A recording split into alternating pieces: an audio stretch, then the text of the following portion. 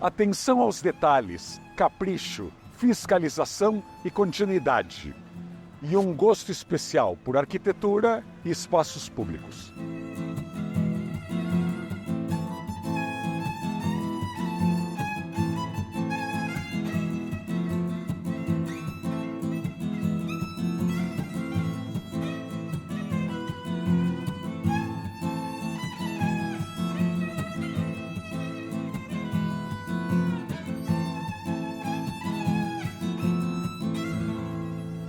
Este parque foi aberto em 1592.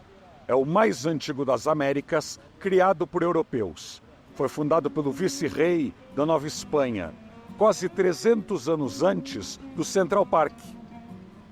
Passou por terremotos, revoluções e crises várias. Há 20 anos, era uma mistura de Praça da República com Jardim da Luz. Tinha prostituição, consumo e tráfico de drogas e era muito mal cuidado. Sentiu o drama.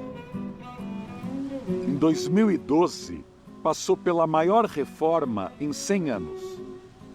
Durou apenas 9 meses. Atenção, Prefeitura de São Paulo, uma reforma de 9 meses. A telefônica local enterrou toda a fiação. Mais árvores foram plantadas, árvores adultas que vieram de viveiros. Todo o piso foi trocado. Atenção, olha esse piso. Entregue há 12 anos. E está inteiro, intacto. Não está solto, não está torto, não estão faltando peças. Os materiais são bons, a manutenção também. E alguém fiscalizou a obra antes de ser entregue e pagar por ela.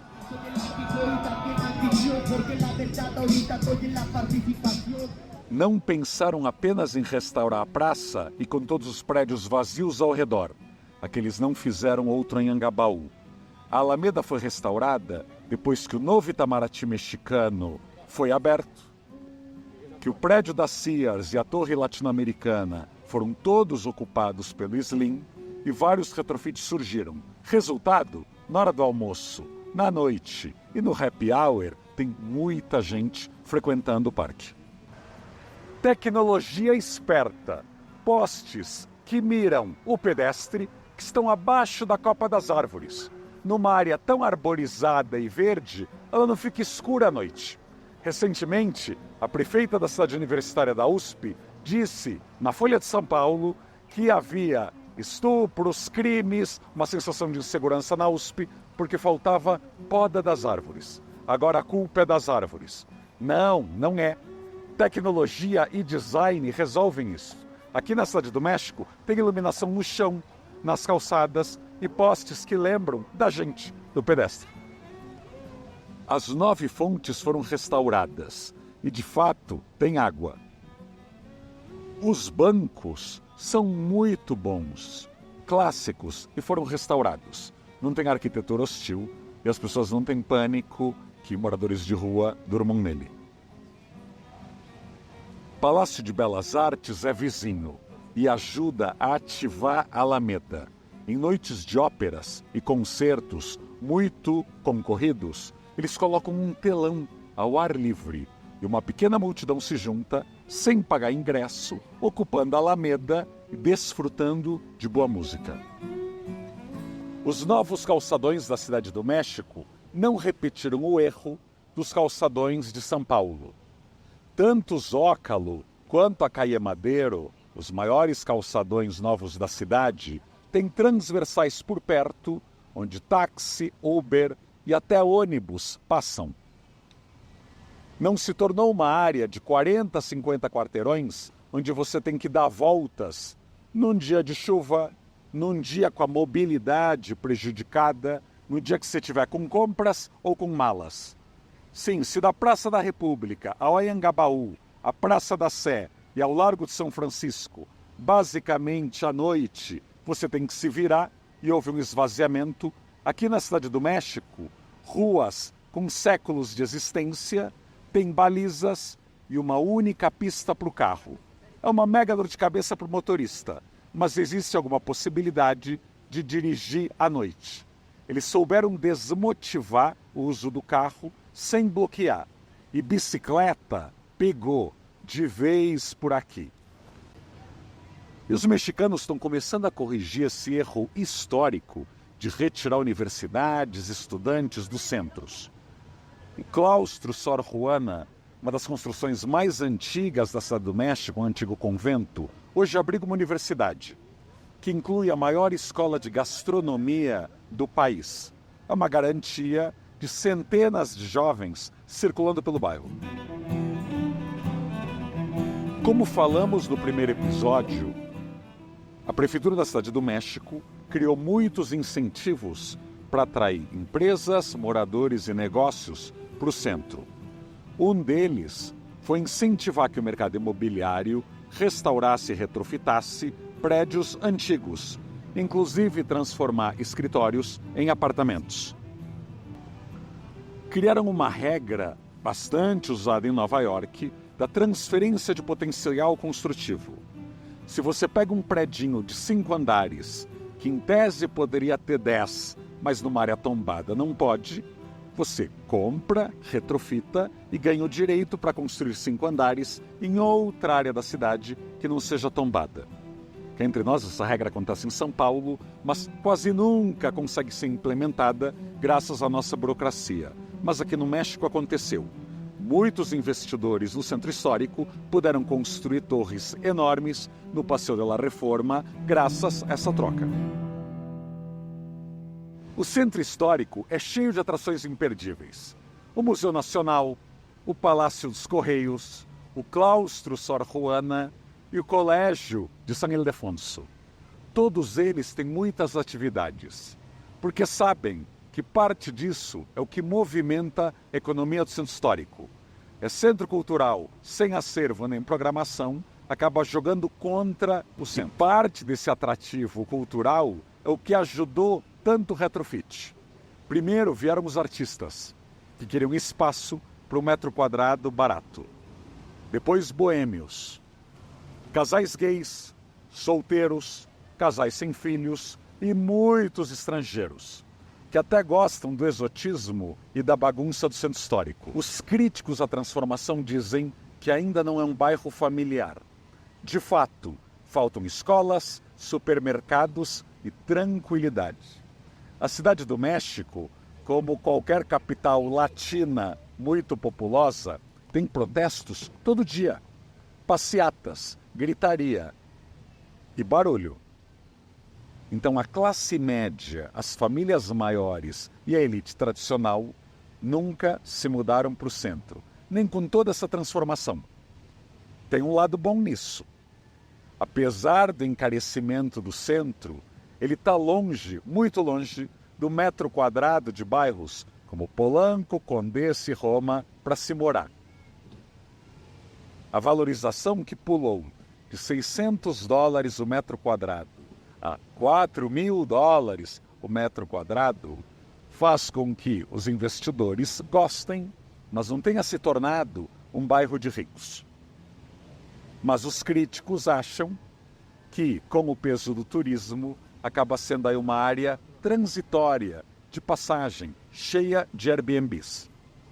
Mas como o próprio López Obrador já disse mais de uma vez, esta economia precisa do turismo e precisa de seus empregos, e esse equilíbrio ainda não foi alcançado.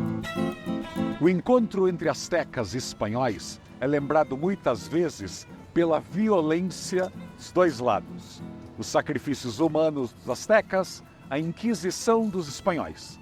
Mas ambas culturas também adoravam arquitetura. Nenhum povo originário das Américas construiu tantas obras impressionantes como os astecas. E os espanhóis sempre adoraram arquitetura e artes visuais.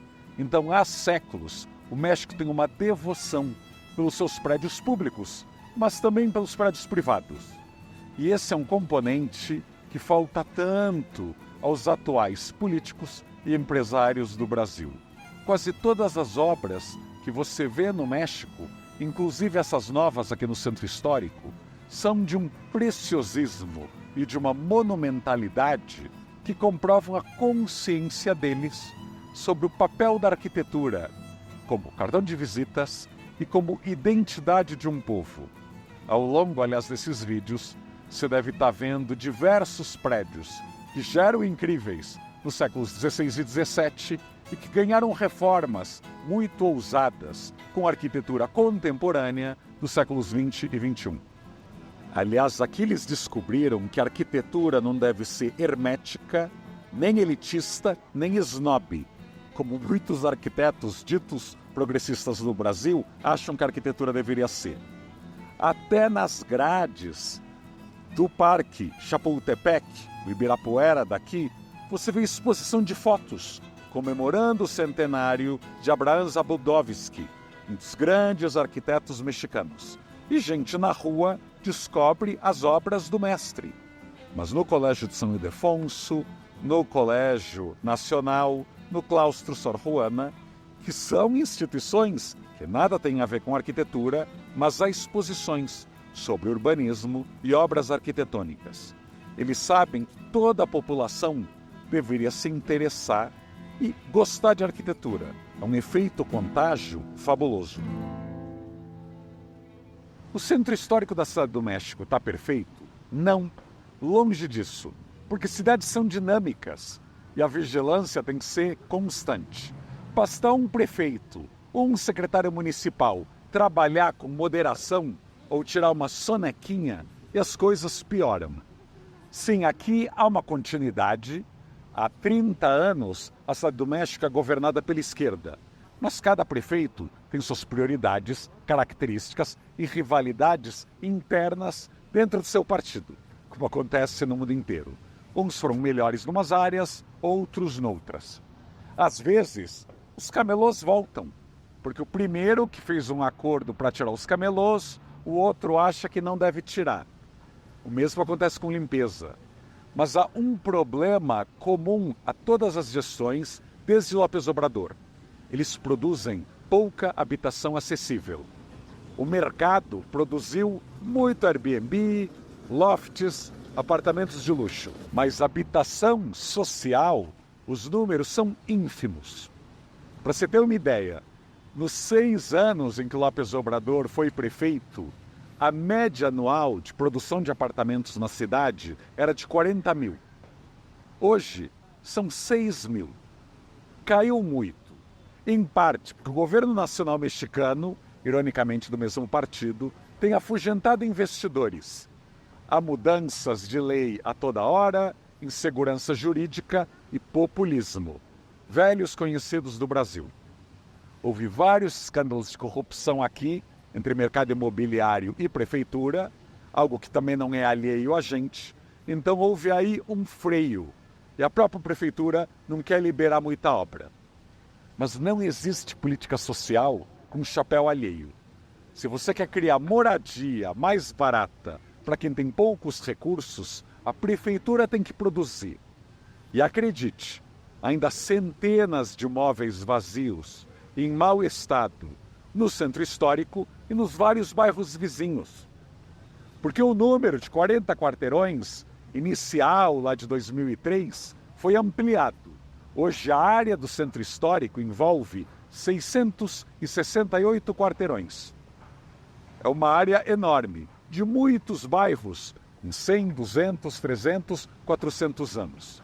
E a prefeitura está ganhando bastante dinheiro do mercado imobiliário, mas não está traduzindo isso em moradia. Vocês sabem que aqui no canal eu não sou fã exatamente de direita ou de esquerda, até porque a direita em muitos lugares só quer saber fazer de arranha-céu Dubai, mas a esquerda também está devendo. Eu não vou falar apenas do caso da Bahia. Quem assistiu ao Lisboa nas alturas vai lembrar que a grande gentrificação de Lisboa e a pouquíssima produção de moradia acessível aconteceu sob governos de esquerda. Então, a Cidade do México está caindo aí no mesmo problema. Vários bairros como Condessa, Roma, Juárez, Doctores estão ficando muito caros. O centro histórico, como eu falei, não é exatamente amistoso com famílias e a prefeitura aqui está devendo. Já que o México deu uma enriquecida, tem que ter mais moradia, mais produção acessível e tomara com qualidade arquitetônica, com conjuntos habitacionais que não fiquem no meio do nada e que não se desvalorizem rapidamente, como já aconteceu aqui no México e como acontece no Brasil com Minha Casa Minha Vida. A vigilância e a atenção têm que ser constantes. No Brasil, muitas vezes, a gente dá uma super atenção para Pinheiros, para o centro, para o casarão tombado da esquina e não está nem aí com os conjuntos habitacionais para milhares de pessoas em bairros mais distantes, seja em Pirituba ou em Itaquera. O México e o Brasil são primos ou irmãos em muitas coisas, inclusive nessa. Moradia popular precisa entrar no radar já. Você sabia que 2/3 da audiência do São Paulo nas Alturas são de fora de São Paulo? Então você paulistano, mas também do Recife, do Rio, de Belo Horizonte, de Floripa ou de Curitiba, comente aqui, como na sua cidade poderia ter mais atenção para a arquitetura? Quem deveria divulgar e educar a população e os dirigentes de que a arquitetura é importante? O paisagismo, o patrimônio histórico e o urbanismo. E como fiscalizar melhor materiais, detalhes, a entrega das obras. Eu peço para você refletir sobre tudo o que você viu nesses episódios mexicanos e trazer ideias para a sua realidade, que dá para mudar em Goiânia, em Belém, em Fortaleza ou João Pessoa. Comenta aqui e manda para os seus amigos, porque cuidar de centro histórico não pode ser aí apenas uma promessa vazia. A gente tem que se atender aos detalhes.